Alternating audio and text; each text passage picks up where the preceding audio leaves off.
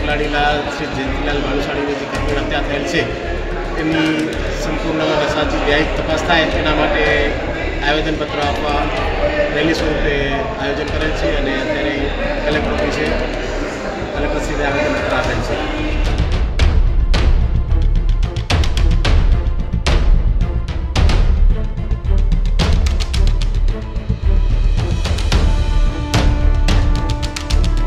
માંગ એ છે કે ભાનુશાલી સમાજના દિગ્ગજ અને ભાજપના ઉપાધ્યક્ષ અને અબડાસાના એમએલએ એની જો આવી રીતે જો નિર્મમ હત્યા થઈ જતી હોય અને જો ગુજરાત ગવર્મેન્ટ આવું ઢીલું વલણ અખત્યાર કરે તો એ ખરેખર કચ્છ માટે અને ગુજરાત માટે ખરેખર સારી વસ્તુ ન ગણાય.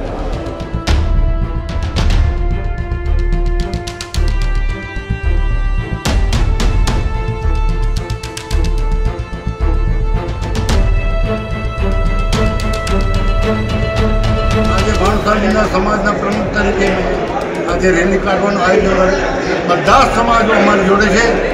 એમાં અમારે જ્યાં ક્યાં જવું પડશે, જ્યાં કાંઈ આગળ વધવું પડશે અમે વધતું અચકાશું નહીં.